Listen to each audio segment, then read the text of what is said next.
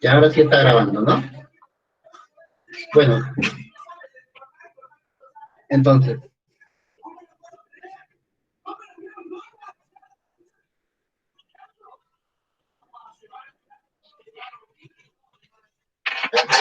me dan un cinquito, ¿ya?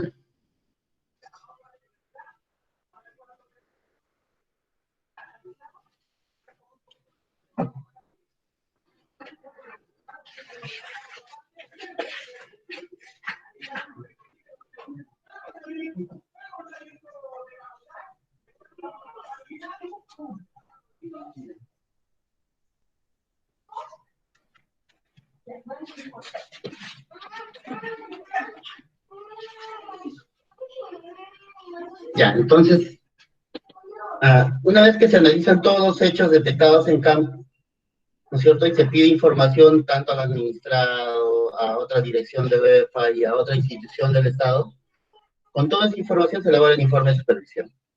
El informe de supervisión puede concluir que no se detectó incumplimientos, por lo tanto, recomienda el archivo. O puede concluir que se detectó incumplimientos y no son subsanados por el administrado. Entonces se recomienda inicio de paz. También puede concluir, ¿no es cierto?, que hay incumplimientos, que el administrado sí los subsana, pero como los incumplimientos son trascendentes, entonces también se recomienda inicio de paz. Entonces, esas tres conclusiones tienen un informe de supervisión, ¿no? Cualquiera de las tres. O se archiva, o se recomienda inicio de paz de manera directa.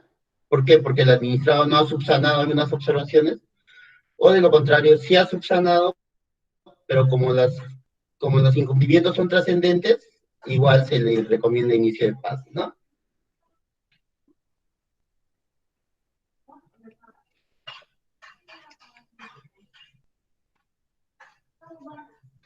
Durante las acciones de campo, nosotros podemos dictar medidas preventivas. A nivel de hidrocarburos, por ejemplo, si nosotros detectamos que un ducto presenta alguna cierta fisura y está escapando algún tipo de hidrocarburo, yo puedo dictar una medida preventiva para que ellos le den solución a ese hecho de manera inmediata. O de repente un pozo petrolero que está también, hay fuga de gas, yo detecto eso en campo, le puedo dictar una medida preventiva para que también le dé solución de manera inmediata, ¿no? O de repente veo un manejo inadecuado de residuos sólidos, o de repente veo un almacenamiento inadecuado de repente de un sitio de derrame antiguo que ellos han colectado. Todas esas cosas, aparte de ser incumplimientos, también yo puedo dictarle una medida preventiva para darle agilidad a que ellos puedan limpiar la zona o evitar que se siga derramando el hidrocarburo del ducto, etcétera, ¿no? Pero, por ejemplo, que los oleoductos no peruanos, cuando empezaron a pasar los derrames de hidrocarburos, se dieron cuenta que el instrumento de gestión ambiental de los oleoductos no peruanos era un FAMA. Entonces, ¿qué es lo que hizo EFA? Le dictó un requerimiento de actualización del instrumento de gestión ambiental. Ahora, que proceda o no proceda, legalmente está en discusión, ¿no es cierto? Pero está dentro de sus facultades poder requerir una actualización de instrumento de gestión ambiental.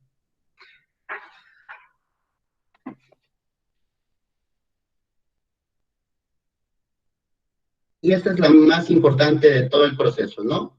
Nosotros tenemos que conocer las obligaciones ambientales. Obligaciones ambientales que han sido asumidas por el administrado y que están plasmadas en su instrumento de gestión ambiental. Entonces, OEFA maneja una ficha de obligaciones ambientales, ¿no? Con un supuesto derecho de tipo infractor, con su base legal. Entonces, esto ayuda al supervisor. Ayuda al supervisor, ¿por qué? Porque cuando él está en campo, ¿no es cierto?, identifica algunos hechos relevantes y cuando lo traslada al informe de supervisión, tiene que aterrizar a un supuesto hecho de tipo infractor. Es decir, si encontré suelo con hidrocarburo que supera el estándar de calidad ambiental para suelos, tengo que identificar en qué supuesto de hecho del tipo infractor está plasmado ese incumplimiento que he identificado en campo. Si encuentro que un efluente industrial supera el EDMP, tengo que encontrar a qué supuesto de hecho de tipo infractor está relacionado.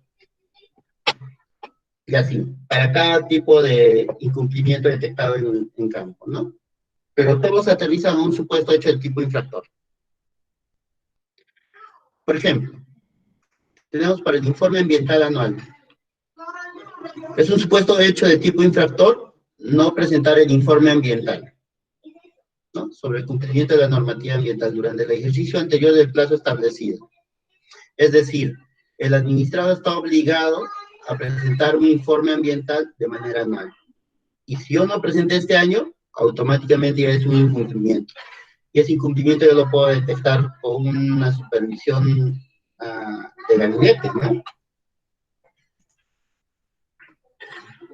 Luego, presentar el informe anual sobre el cumplimiento de la normativa ambiental durante el ejercicio anterior. Igual, el administrado está obligado a presentar. No lo presenta, yo detecto en mi supervisión del gabinete y puedo iniciar un procedimiento administrativo. Durante las emergencias ambientales, estos son los supuestos de hecho tipo infractor, ¿no? Por ejemplo, no establecer o implementar mecanismos de difusión y alerta temprana a la población aledaña frente a derrames. Es decir, ellos están obligados a tener un mecanismo de difusión y alerta temprana. Pasa un derrame y ellos de manera inmediata deberían tener un mecanismo para comunicar a las comunidades, para que ellos no entren en riesgo de poder ser afectados por el elemento contaminante. ¿No? No comunicar a UEFA la ejecución de actividades no previstas en el plan de contingencia. Ya les he dicho, el instrumento de gestión ambiental tiene su plan de contingencia para casos de emergencias ambientales. Si el administrado implementa algo que no está dentro del plan de contingencia, se convierte en un supuesto hecho de tipo infractor. ¿Se dan cuenta? No adoptar medidas de prevención para evitar la ocurrencia de un incidente o emergencia ambiental que genere un impacto ambiental negativo. Igual, ¿no? Si no adopta medidas de prevención, es decir, si yo durante la supervisión especial identifico que ha sido una negligencia del administrado que haya pasado esta emergencia ambiental, encaja en ese supuesto de tipo infractor. Entonces ya es algo que va a terminar en un procedimiento administrativo en contra del administrado. No adoptar en caso de siniestro o emergencia medidas relacionadas con el control y minimización de sus impactos. Cuando veamos atención de emergencias, primero es identificar, luego contener, luego recuperar, ¿no? Y después recién viene el remediar. Si yo no desarrollo mis actividades en ese sentido, por ejemplo, hay una ruptura de un ducto, o de repente una volcadura de una cisterna, y lo que hacen es aíslan a la población, pero no contienen el hidrocarburo. Entonces el hidrocarburo avanza, llega a un cuerpo de agua, y que a través del cuerpo de agua se desplaza medio kilómetro, 2, 3, 4, 5 kilómetros, llega al agua de consumo humano de las poblaciones que están ubicadas en la parte baja. Entonces ahí no cumplieron, ¿no es cierto?, con contener. Entonces es un supuesto hecho de tipo infractor, ¿no? Se considera un agravante. No cumplir con la rehabilitación complementaria del área contaminada. También es un supuesto hecho de tipo infractor. No contar con un registro de incidente de fugas y derrames de hidrocarburos y de cualquier sustancia peligrosa. Entonces, cuando nosotros vamos a campo, solicitamos esa información. Muéstrame tu registro de incidentes, ¿no?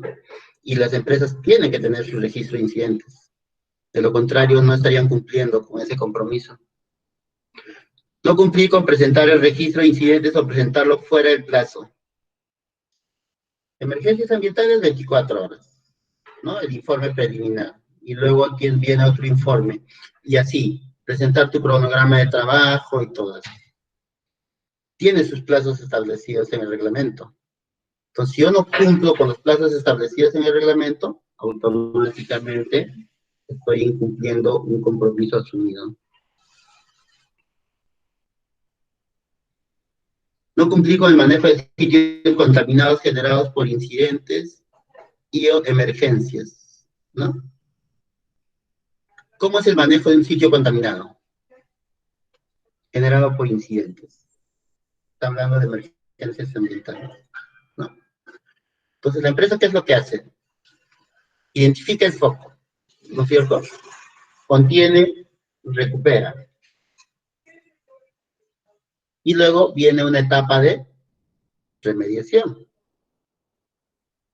Pero no sigue con el mismo proceso que siguen con la gestión de sitios contaminados. ¿Por qué? Porque su plan de contingencia le permite remediar de manera directa. Ahora, también OEFA podría solicitar que haga una identificación de sitio contaminado y luego se incorpora todo el proceso de la gestión de sitios contaminados. Pero el plan de contingencia les habilita para que ellos puedan realizar la remediación como parte de las acciones del plan de contingencia. Luego dice, no contar con equipo adecuado para la contención de derrames, así como con personal adecuadamente equipado y entrenado en los terminales, plataformas marinas y lacustres. Es distinto contener un derrame de hidrocarburo en costa que en sierra y que en selva, ¿no? Entonces, si yo estoy ubicado en la estación 1, que está ubicado a unos 200, 300 metros del río Marañón, y tengo un oleoducto que transporta hidrocarburos hasta la costa peruana, y tengo ubicado el oleoducto en zonas inundables, tengo que tener los materiales y equipos y personal calificado para que pueda manejar un derrame de hidrocarburo en estas zonas inundables. Como les digo, no es igual manejar un derrame en costa, en sierra y en selva. En costa es mucho más fácil porque no hay cuerpos de agua, entonces todo es desierto. El hidrocarburo se queda impregnado en el suelo, puede afectar la napa freática, pero más allá no llega. En sierra puede agarrar alguna quebradita, un cuerpo de agua y llegar a un cuerpo de agua un poco más grande, ¿no? Pero tienes un canal no tan, diría yo, de un diámetro no tan grande y manejable, porque yo puedo poner una barrera de contención para un río de 3 metros de ancho, pero si hablamos en selva, estamos hablando del Marañón que tiene ¿cuántos? 100, 150 metros de ancho. Y es distinto manejar un derrame de hidrocarburo, por ejemplo, de una barcaza, como pasó en el año 2010 en Marañón. Miles y millones de litros al río Marañón. Entonces, la empresa tiene que tener la logística, la capacidad técnica para poder manejar ese tipo de derrames. Ya saben, identificar, contener y recuperar, ¿no? Y luego viene ya el proceso de remediación. Entonces, si la empresa no tiene implementado todo lo que yo les manifiesto, se considera un supuesto hecho de tipo infractor.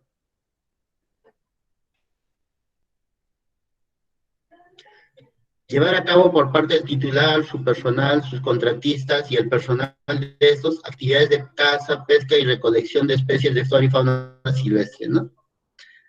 Esto me recuerda a un administrado que identificó una forma de remediar los suelos contaminados con hidrocarburos.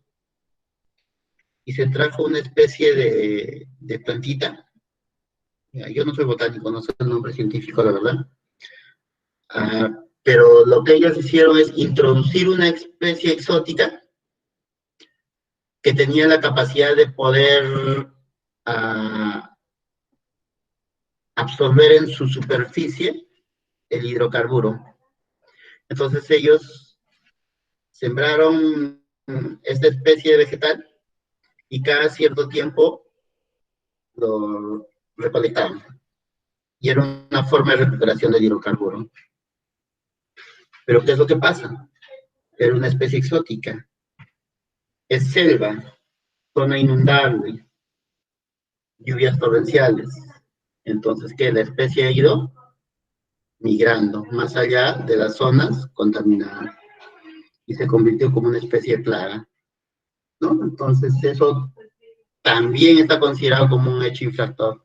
Ellos no pueden traer cualquier tipo de especie si es que no tienen autorizado la metodología de remediación, ¿no? Realizar actividades de desbosque que impliquen la afectación directa de flora, fauna y ecosistemas, sin minimizar los impactos generados, principalmente por las zonas de anidamiento, colpas. Igual, todas las actividades que desarrolla un administrado tienen que tener autorización. Autorización dentro de su instrumento de gestión ambiental. Y si es una ampliación al instrumento de gestión ambiental, si es una modificación del instrumento de gestión ambiental, también tiene que estar aprobado. Si no está aprobado, se considera como un supuesto hecho de tipo infractor. Referente a los instrumentos de gestión ambiental, ¿qué se considera como supuesto hecho de tipo infractor?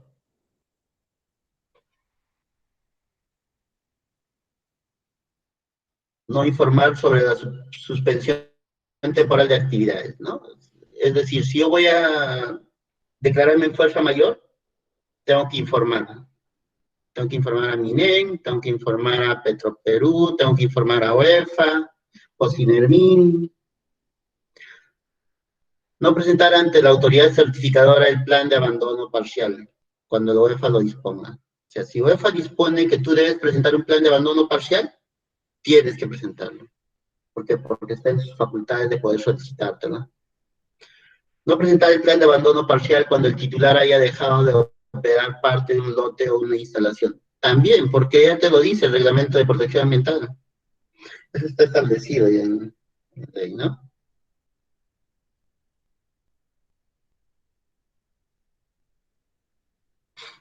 No presentar el plan de abandono en función a la fecha de vencimiento del contrato. Voy a pasar algunos para entrar a algunos ejemplos bien específicos, ¿ya? Porque los otros ustedes lo pueden leer y revisarlo con calma más adelante. En manejo y disposición final de residuos sólidos, por ejemplo, no cumplir con las normas sobre manejo, almacenamiento y tratamiento y recolección, transporte y disposición final. Ahora, cuando nosotros visitamos un lote petrolero o una actividad de hidrocarburos propiamente dicho, el manejo de residuos sólidos ah, es un hecho crucial, ¿no? Porque recuerden que si ha pasado algún tipo de incidente, ellos han identificado, han contenido, han recuperado. Muchas veces incidentes han afectado el suelo. Y ese suelo con hidrocarburos, ¿qué es lo que hace? Consideran como residuo, ¿no es cierto? Entonces, todos esos hechos nosotros tenemos que verificar en campo. ¿Ya?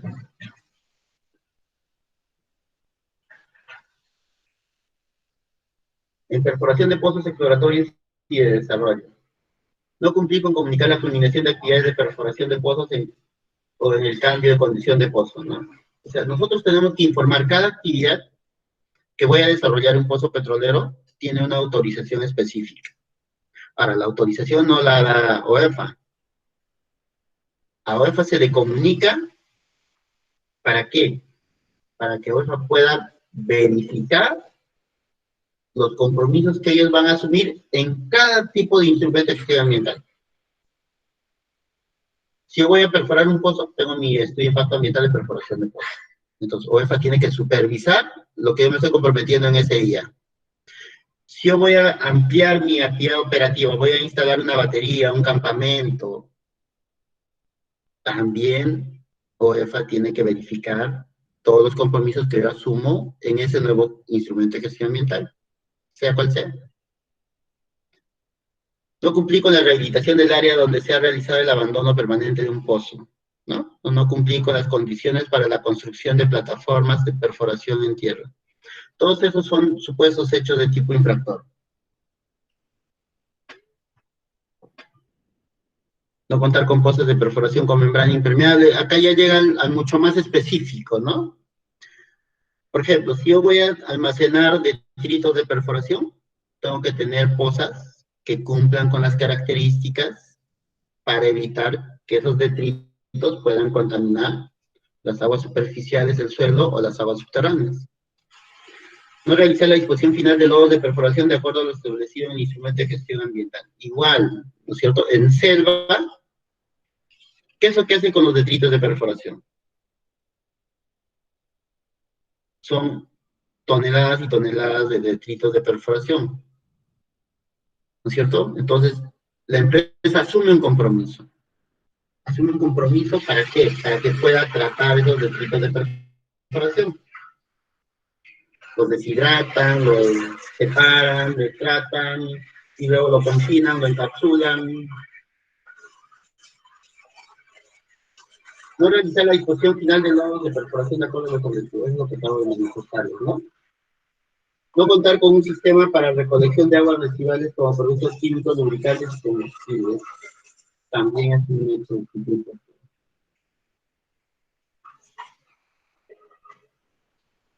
No cumplir con las normas e instrumentos ambientales sobre el manejo, tratamiento y disposición de efluentes. Ahora, nosotros tenemos LMPs para todo tipo de actividad productiva. El hecho que no cumpla un LMP ya se considera como un supuesto hecho de tipo infractor, ¿no? Ahora, de acuerdo a la carga contaminante, yo voy a ver si ha generado un daño potencial a la flora, un daño potencial a la fauna, un daño potencial a la salud de las personas. Eso va a depender de los estudios que yo desarrolle.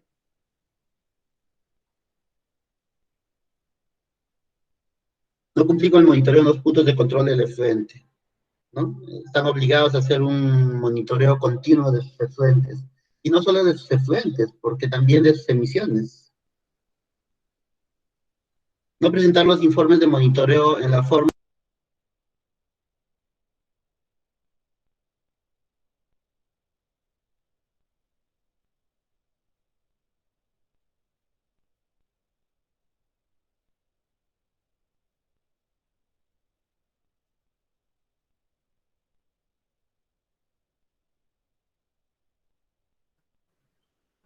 Aló, ahora sí. Ya, entonces, tenemos los supuestos hechos de tipo infractor. Es lo que todo supervisor tiene que conocer. Sobre esta base es lo que se supervisa.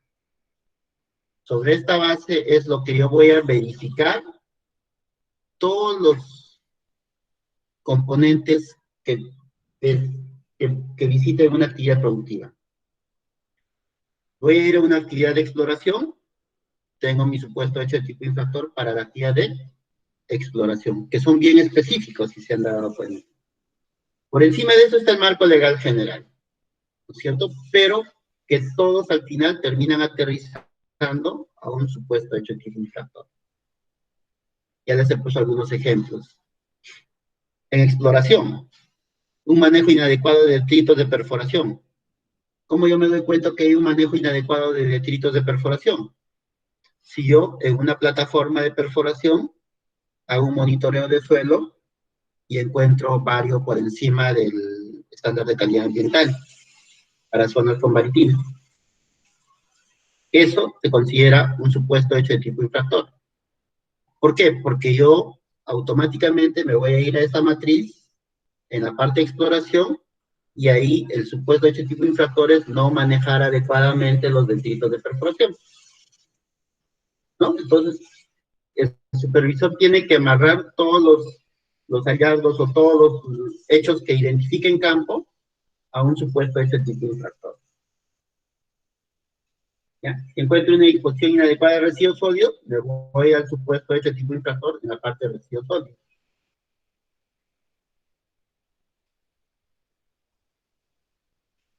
Y así, ¿no? Les voy a dejar esta base para que ustedes lo tengan presente. Ah, estos supuestos hechos de tipo infractor para la actividad de hidrocarburos también se tiene para minería, se tiene para electricidad, pesca, industria, para todos los sectores. ¿Ya? Entonces, como les había dicho, la acción de supervisión es general. Por eso nosotros tenemos un solo reglamento de supervisión. ¿Qué es lo que se hace en específico? En específico se hace los supuestos hechos de tipo infractor. El específico se realiza, ¿por qué? Porque yo voy a supervisar una actividad específica. Hidrocarburos, minería, pesca, industria. Entonces, el específico se desarrolla con la actividad propiamente dicha. Los supuestos hechos de tipo infractor son para cada tipo de actividad productiva. ¿Ya? Entonces, eso ayuda al supervisor. Eso te ayuda para que tú puedas aterrizar tu informe final. Y todos los hallazgos, observaciones o hechos que identifiques en campo, al final lo vas a traducir a un supuesto hecho de tipo infractor.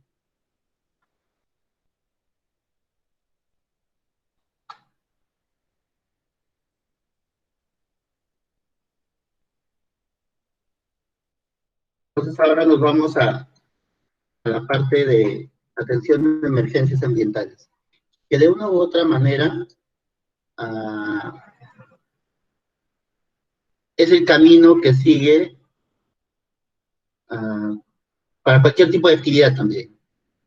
Es decir, hoy ya vamos a explicar atención de emergencias ambientales en actividades de hidrocarburos, pero aplica para cualquier otro tipo de actividad, para cualquier otro tipo de emergencia, ¿no? ¿Por qué? Porque los pasos son los mismos. Lo único que se cambia es la actividad fiscalizada. ¿Ya? Vamos a ver una emergencia ambiental en unidades mayores. Unidades mayores se les llama a los lotes petroleros. Tenemos toda la actividad de hidrocarburos mayores, ¿no? Unidades menores se le llama a los grifos, estaciones de servicio. Todo empieza con el reporte de emergencia. El reporte de emergencia que es presentado por el administrado. Es decir, hoy día sucede una emergencia ambiental, el administrado está obligado a presentar en las 24 horas del día un reporte de emergencia. ¿A quién lo presenta? Lo presenta OEPA. Y también lo presenta OCINERMIN. Y seguramente lo presenta algunas otras instituciones que es de interés del administrado, ¿no? Entonces, el reporte de emergencia tiene información básica, como por ejemplo, ubicación, una breve descripción de los hechos, si han sido afectados o no componentes ambientales, un aproximado del volumen derramado, un aproximado de las causas, y si han sido no afectadas las comunidades aledañas. Eso es lo que contiene el reporte de emergencia, ¿no? Entonces, el administrado identifica, ¿no es cierto?, la emergencia ambiental. De manera instantánea, implementa su plan de contingencia. Implementa el plan de contingencia. Y luego presenta el reporte de emergencia a UEFA. En el plan de contingencia está considerado todas las etapas que debe seguir para esa atención de emergencia, ¿no? Dependiendo dónde esté ubicado y qué tipo de emergencia sea. Como ya les he dicho, una emergencia es distinta en costa, sierra y selva. Entonces, los administrados tienen a detalle su plan de contingencia en cada actividad operativa.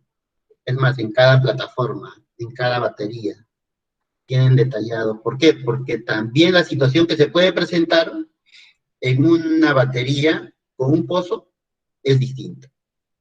O que pueda presentarse en un sistema de ducto con una batería es distinto.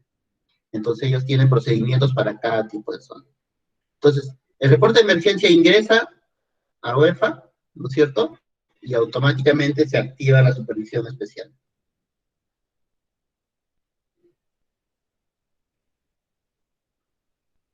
¿Qué consideraciones generales debemos seguir para una atención de emergencia? Lo primero, tenemos que saber qué tipo de emergencia ambiental es. Es lo primero, ¿no? Yo tengo que saber si es una volcadura de camión cisterna, si es una ruptura de un ducto, o si es una ruptura de un almacén de hidrocarburo, una barcaza, es un pozo, ¿no es cierto? Lo primero que tengo que saber es qué tipo de emergencia ambiental. Eso es lo primero que tengo que preguntarme. Lo segundo es dónde se dio la emergencia y qué componentes ambientales fueron afectados. ¿Se afectó el agua, suelo, agua de consumo humano? ¿A cuánta distancia estaba el río más próximo? ¿O fue una laguna, un lago, o en el mar? ¿No es cierto? ¿Cuándo se dio la evaluación ambiental y cuánto tiempo después se activó el plan de contingencia? Eso es muy importante. Hay muchas emergencias que los administrados se dan cuenta después de 3, 4, 5 días. Cuando el poblador le dice la quebrada X está saliendo hidrocarburo. Ahí recién ellos se dan cuenta que tienen una fuga, ¿no? Entonces, es muy importante saber la fecha exacta que se dio la emergencia ambiental. ¿Por qué? Porque de ahí vas a poder proyectar la dimensión de la afectación. Es distinto que haya estado 3 horas una ruptura de un ducto liberando hidrocarburos que haya estado 2, 3, 4 días, que en muchos casos ha pasado en selva, por ejemplo, que es difícil identificar ese tipo de derrames, ¿no? Y algo muy importante también es cuál es el volumen derramado y qué causas lo originaron. Importantísimo. ¿Y quién es el operador responsable? ¿Es el mismo administrado? ¿Es un subcontratista? ¿No? ¿Quién es el responsable de esa actividad que ha generado la emergencia ambiental? Entonces, esas son consideraciones generales que sí o sí debe conocer el supervisor. ¿Qué tipo de evaluación ambiental es? ¿Dónde sucedió? ¿Qué componentes ambientales habrían sido afectados? ¿Cuándo se dio la evaluación ambiental? ¿Cuánto tiempo pasó para que se active el plan de contingencia por parte de la empresa? ¿Y cuál es el volumen derramado? ¿Qué causas lo originaron? ¿Y quién es el operador, no? ¿A quién yo voy a fiscalizar? Y algunos ejemplos. Por ejemplo, en el caso Cuninico, ¿no? Fecha de derrame 30 de junio, tramo 1 del oleoducto norperuano, kilómetro 41 más 833, volumen derramado 2.358 barriles, causa de investigación por falta de mantenimiento. Entonces ya te da una idea de lo que tú vas a ir a supervisar, ¿no? En Morona igual, fecha de derrame 3 de febrero, tramo ramal norte del oleoducto norperuano, volumen derramado 1.447, causa de la investigación, rotura de 56 centímetros por 1 de ancho por efecto de corrosión externa. Tenemos otro en Barranca, igual, ¿no? Con esos mismos datos. Entonces, importantísimo conocer esos datos para que yo pueda programar bien mi supervisión especial y pueda, al llegar a la zona, ¿no es cierto?, pueda hacer una adecuada supervisión y seguimiento también posterior. Una vez que ya estoy en campo, ¿no es cierto?, verifico el hecho. Verifico que ya se haya cumplido el plan de contingencia. ¿Qué te dice el plan de contingencia? Identificar foco, ¿no es cierto?, dar solución al foco, contener, recuperar y luego remediar. Todo eso tiene que estar en un modelo conceptual. Y el modelo conceptual lo tiene que manejar la empresa. Entonces, muy importante, yo llego, tengo que saber cuántas barreras de contención se han instalado, tengo que saber qué componentes ambientales han sido afectados, tengo que saber la dimensión del derrame, hasta dónde ha llegado. Agarró una quebrada, ¿cuántos kilómetros abajo se ha desplazado? ¿Afectó comunidades indígenas? ¿Afectó comunidades altoandinas? ¿Afectó colegios, establecimientos de salud, etcétera, etcétera? ¿Se ha podido observar peces muertos, flora, fauna afectada? Todo eso tiene que estar en un modelo conceptual, ¿no? Identificando el punto de fuga. Y sobre ese modelo conceptual, yo tengo que trabajar. ¿Para qué? Para que yo pueda verificar todo lo que está desarrollando la empresa como parte de la activación de su plan de contingencia. Si ellos han identificado en su modelo conceptual 5 zonas de contención donde están recuperando el hidrocarburo, tendré que ir a visitar esas 5 zonas y corroborar que realmente se ha hecho una buena contención y que se está recuperando de manera adecuada el hidrocarburo, ¿no es cierto? Si identifico que han sido afectados un campo de cultivo y está lleno de hidrocarburo, tengo que asegurarme que ese campo de cultivo haya sido bien aislado y contenido, para que el hidrocarburo, con una lluvia, no se desplace y abarque más zonas de cultivo. Entonces, el modelo conceptual es muy importante, ¿ya? Me llega el reporte de emergencia. Lo primero que tengo que saber es qué tipo de emergencia ambiental es. Segundo, tengo que saber dónde se desarrolló la emergencia ambiental. ¿Afectó o no afectó componentes ambientales? ¿No es cierto? Tengo que saber qué administrado es el que está operando esa actividad. Y con toda esa información, salgo a campo. Ya en campo, tengo que solicitar el modelo conceptual a la empresa. La empresa ya tiene su modelo conceptual, debería tener su modelo conceptual. ¿Por qué? Porque ellos han implementado todo un sistema de contención. Entonces, con el modelo conceptual en mano, verifico que se cumpla todo lo establecido en el plan de contingencia. Visito las zonas de contención, verifico que sea una buena recuperación del hidrocarburo, con todas las normas que establecen la adecuada recuperación, verifico que no haya fuga más allá de la última barrera de contención, por ejemplo. De repente su modelo conceptual me ponen 4 barreras, pero en la cuarta yo identifico que todavía está escapando hidrocarburo, tendré que conversar con el administrado y decirle que implemente una barrera más, o de repente 2. Si en su modelo conceptual me dice que son 5 hectáreas de suelo afectado por hidrocarburo, tengo que verificar que sean 5 hectáreas. No debe ser que el hidrocarburo haya migrado en ese corto tiempo y ya no sean 5 hectáreas, sean 7 hectáreas, 8 hectáreas. Entonces, sobre la base del modelo conceptual, yo desarrollo mis acciones de campo. Si no lo tiene el administrado, yo tengo que generar un modelo conceptual. Es una obligación del administrado, ¿no? Ahí estaría incumpliendo su plan de contingencia. Entonces es muy importante conocer todo el detalle. ¿Para qué?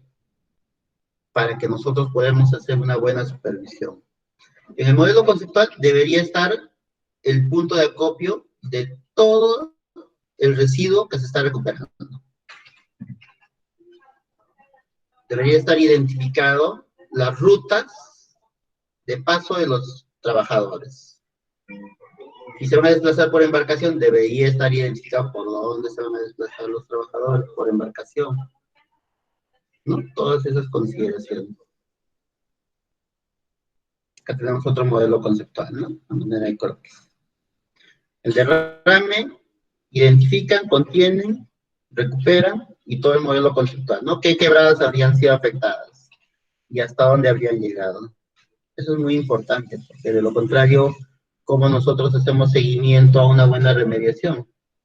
Si nosotros no logramos identificar hasta dónde se ha llegado el derrame. A ver, acá hay una pregunta. Ah,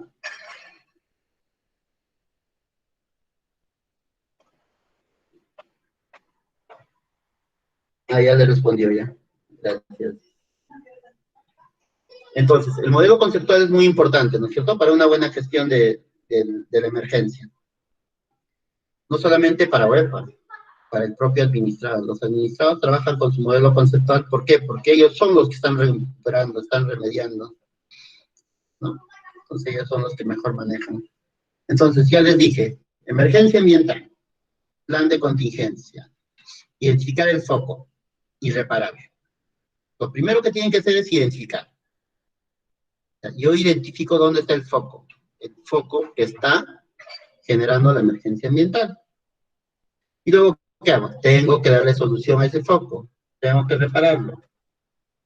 ¿Ya? ¿Para qué? Para que ya no siga incrementando la cantidad de elementos químicos en el ambiente, cantidad de hidrocarburos, ¿no?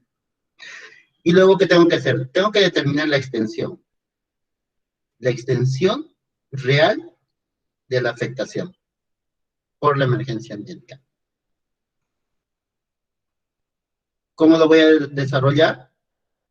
A través de una inspección, ¿no es cierto? A través de acciones de monitoreo.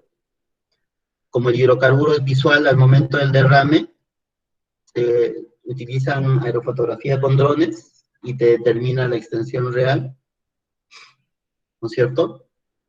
Y también te ayuda en algunos casos a determinar el volumen de hidrocarburo derramado. Claro que eso va a ser contrastado con la empresa, porque ellos manejan un sistema de escala que te permite identificar cuánto, por pérdida de presión, cuánto hidrocarburo se había perdido, ¿no? Entonces, tú haces un contraste. La empresa me declara 1.500 barriles, ya, pero de acuerdo a la extensión del sitio afectado y la capa de hidrocarburo que tenga en el suelo y todo eso, yo calculo que debe ser 1.500, 2.000, 2.500. No debería haber mucha diferencia,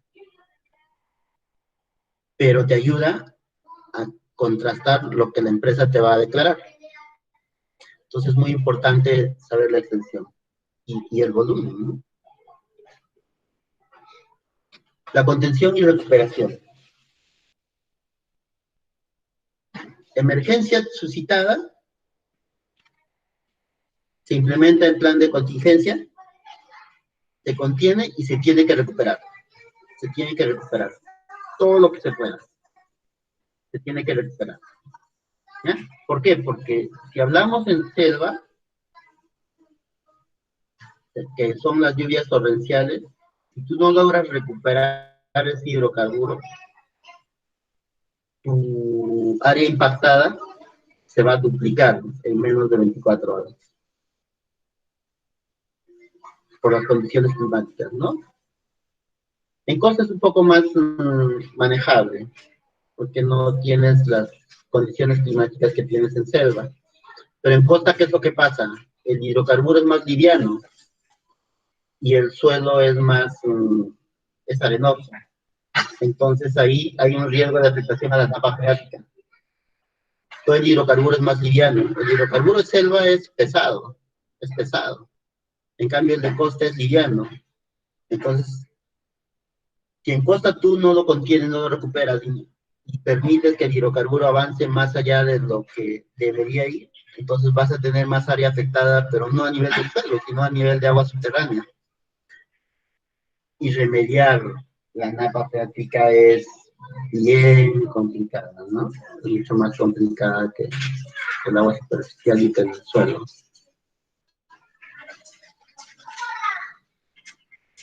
Y la gestión de residuos sólidos. Es muy importante. ¿Por qué? Porque ese almacenamiento, así como ven en la lámina, puede generar lixiviados. Y en lugar de darle solución a un problema, vas a generar un problema donde no lo había. Pues, si no hay una adecuada gestión de residuos sólidos, vas a terminar teniendo sitios contaminados dispersos. En cada área de almacenamiento de residuos se va a generar un sitio contaminado. Y la empresa, aparte de remediar la zona donde ya está contaminada, va a tener que remediar la zona donde ha almacenado sus residuos sólidos.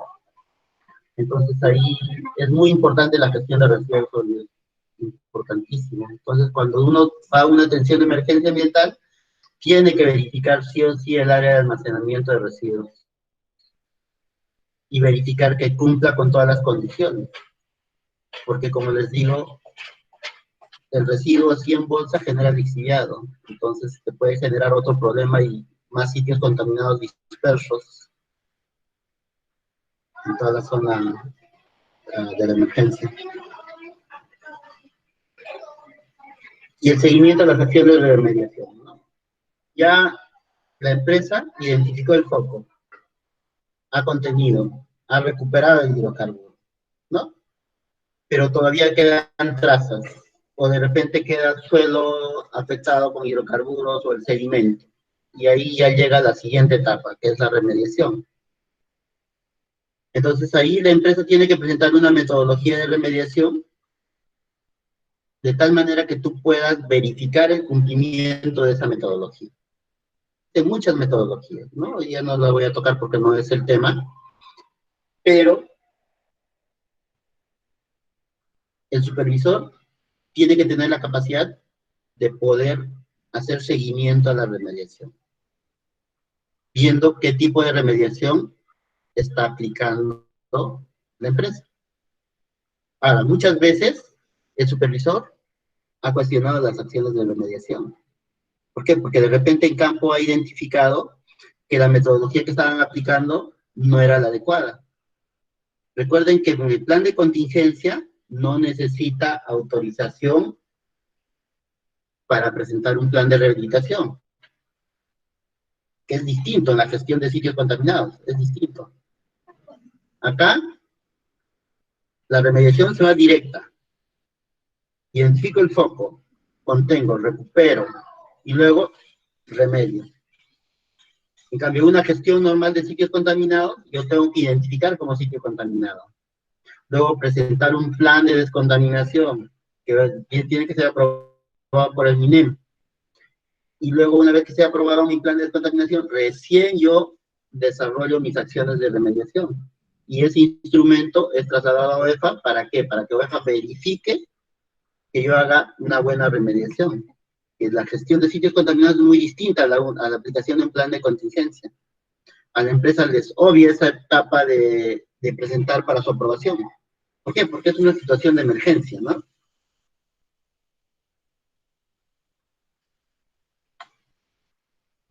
¿Y cómo se hace un seguimiento a las acciones de remediación? Va a depender. Es distinto una remediación si solamente hablamos de suelo. Es distinto una remediación si solo hablamos de agua. Es distinto verificar una remediación si hablamos de agua y sedimento. O es distinto si hablamos de una remediación de agua subterránea. O de suelo y agua subterránea. Complicadísimo. Pero todos esos escenarios se dan. ¿Cómo hago un seguimiento a la remediación de suelos? Muy simple. Tenemos la verificación de la remediación. Dentro de la guía de muestreo de suelos, tenemos el muestreo de comprobación. que te da todos los detalles, ¿no? Es decir, la empresa está remediando, pongamos como ejemplo, unas 2 hectáreas de suelo contaminado con hidrocarburos. Ya desarrolló la identificación, bueno, ya desarrolló la limpieza, ¿no es cierto? Ya ha hecho la remediación y luego me pide como UEFA, necesito que tú verifiques que mi remediación ha sido óptima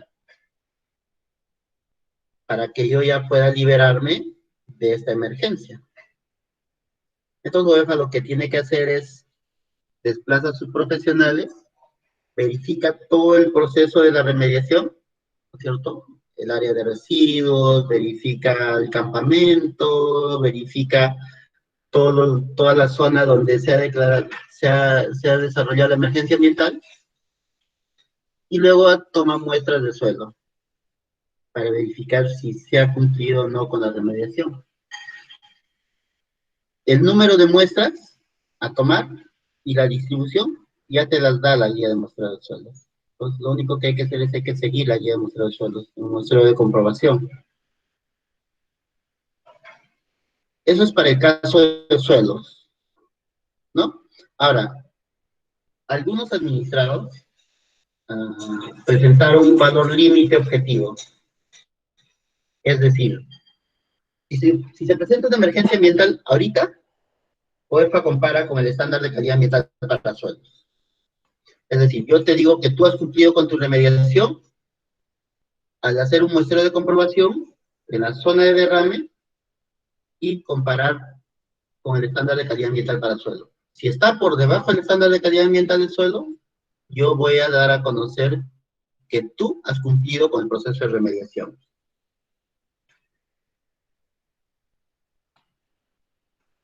Que es distinto en los planes de descontaminación, en la gestión de sitios contaminados, porque ahí te pide un ERSA, ¿no? Te dice, tú tienes que tener un valor objetivo y tienes que remediar por debajo de ese valor objetivo. Es distinto, ¿ya? Ese es en el caso del suelo, ¿no? ¿Cómo hago una verificación de la remediación de suelo? Tengo que hacer un muestreo de comprobación, ¿ya? Si en algún punto supera el estándar de calidad ambiental, entonces yo le voy a decir al administrador que su proceso de remediación no está completa, que tiene que continuar remediando. ¿Hasta qué? Hasta que OEFA, a través de su muestreo de comprobación, demuestre que todos los parámetros están por debajo del estándar de calidad ambiental para el suelo. Pero ¿qué es lo que pasa si fuera la zona afectada una cocha, por ejemplo? Imagínense que ese gráfico sea una cocha, ¿no? En el caso de cochas, lo que estamos haciendo es considerarlo como suelo. Es decir, seguimos la misma metodología, la empresa hace la remediación para agua y sedimento, que es mucho más complejo, hacer la remediación sedimento, pero la verificación de la remediación se hace de la misma manera. Se toman muestras, ¿cierto?, de sedimentos, se mandan al laboratorio, se identifican los parámetros críticos, por ejemplo, hidrocarburos, metales, HAPS, se analizan y si están por debajo de la normativa internacional, entonces se puede hablar de una remediación adecuada de los sedimentos de ese cuerpo de agua. Y a nivel de cuerpo de agua, se toman muestras de agua y se compara con los estándares de calidad ambiental para agua, ¿no? Entonces, esas son las formas de hacer una verificación de la remediación. El suelo, con los estándares de calidad ambiental para el suelo. Y se utiliza la guía de muestreo de suelos para muestreo de comprobación. En el caso de agua, se utilizan los estándares de calidad ambiental para agua superficial, y el sedimento estamos utilizando para metales normativa canadiense y para hidrocarburos también, la RCBA de Canadá, para hidrocarburos, ¿no? Entonces, esa es una forma de verificar que una remediación haya sido o no haya sido óptima. Para el administrado tiene que presentar las pruebas hasta que UEFA le diga que está bien remediado, ¿no? Solo ahí va a obtener el visto bueno de la remediación. Ahora les voy a explicar un poco sobre cómo se tiene una emergencia ambiental por una volcadura de camión cisterna, que es algo que pasa de manera cotidiana, ¿no? Ustedes siempre habrán visto que por ahí están en las redes sociales que hay una volcadura cisterna o, o algún otro tipo de emergencia ambiental relacionada a ese tipo de transporte de hidrocarburos. Acá es muy importante. Sigue el mismo proceso anterior, pero acá algunos tipos, ¿no? Tenemos que saber qué tipo de volcadura es, ¿no? Si ha sido volcadura de hidrocarburo, de gas, afectó o no afectó cuerpos de agua, ha habido o no ha habido deflagración. Es muy importante saber. ¿Por qué? Porque de acuerdo a ello yo voy a ver qué equipos de monitoreo voy a llevar. Es importante identificar el tipo de vehículo, porque el tipo de vehículo te va a decir qué tipo de contaminante se está liberando, ¿no? Importantísimo. Ahí tienes hasta la placa y el administrado, ¿no? ¿Quién está a cargo de la administración de esa empresa?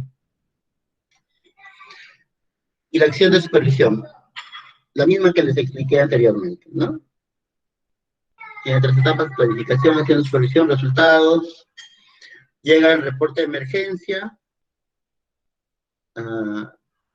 se prepara todo para salir a campo, para visitar la zona de la emergencia, se revisan todos los antecedentes, ¿no es cierto?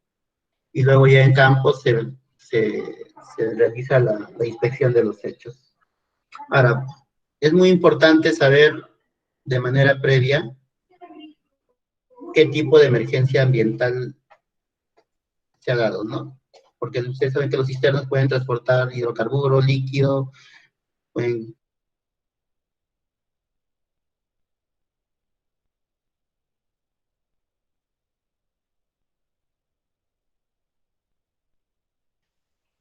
Es muy importante saber qué tipo de emergencia ambiental se ha dado. ¿Por qué? Porque los equipos que yo voy a llevar va a depender mucho del tipo de emergencia que se ha dado. Como es algo bien puntual, por ejemplo, cuando pasó lo de Villa María, no, lo de Villa El Salvador, nosotros llevamos unos equipitos que se llaman explosímetros, que te permiten medir gases para ver si en las viviendas afectadas todavía había o no había gases. Y esos son anti-explosion, ¿no? Es decir, son equipos especiales que no generan chispa. Tienes que llevar tu GPS y tu cámara también anti-chispa. ¿Por qué? Porque como el gas es tan volátil, cualquier tipo de chispa va a generar una reacción, ¿no? Entonces ahí hay que tener mucho cuidado con los equipos que se llevan. El proceso es el mismo que ya les he explicado. Por ejemplo, este es el caso de Villa El Salvador, ¿no? Ustedes recordarán que hubo una deflagración de una cisterna, hubo muchos muertos. Entonces allí se tenía que identificar el área afectada. No solamente el área afectada, sino también teníamos que identificar si todavía persistían trazas de esos gases, ¿no? Entonces se hizo toda una red de monitoreo. Si ustedes se dan cuenta, pueden observar la distribución de los puntos de monitoreo. Se hizo en toda la cuadra, ¿no? Y en todas las viviendas. Se tomaron mediciones dentro y fuera de las viviendas. Una vez que ya nosotros hemos garantizado que no quedaban trazas de los gases, recién ahí la población empezó a desplazarse, ¿no? Nosotros advertimos a las autoridades que ya la concentración de gases era mínima o nula. Y acá podemos ver a la derecha de la lámina todos los parámetros que hemos medido con equipos así automáticos que te dan en el momento, ¿no? Son equipos especializados que no generan chispas al momento de su uso. Y de manera paralela, también se hizo un monitoreo de la calidad del aire para ver cuáles eran las concentraciones de los gases, ¿no? Ya en el ambiente. Y vemos los valores que todos estaban por debajo del estándar de calidad ambiental. Y si ha afectado suelo, y ha afectado un cuerpo de agua, se sigue el mismo proceso, ¿no? Hay que asegurarnos de que la empresa haya implementado su plan de contingencia, contener, recuperar. Ahora, acá el volumen es menor, ¿no? Comparando con uno de unidades mayores, porque acá el cisterna tiene una capacidad limitada de hidrocarburo. Entonces, el manejo es un poco más fácil, se podría decir. Pero el proceso es el mismo. Se tiene que seguir hasta dar el visto bueno de la remediación de la zona afectada. Bueno, es un poco lo que quería compartirles. Espero les haya gustado. Si tuvieran alguna pregunta, por favor, por el chat.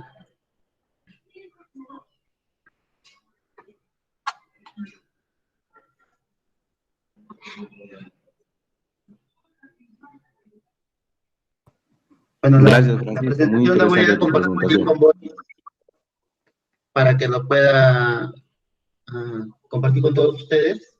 El video también lo voy a compartir. Me parece que está en YouTube para que lo puedan entender y lo puedan ver con más calma. Gracias. Gracias, Francisco. Gracias, Gracias Juan. a todos ustedes, muchachos. Buenas noches. Ya estaremos en comunicación por el WhatsApp. Buenas noches.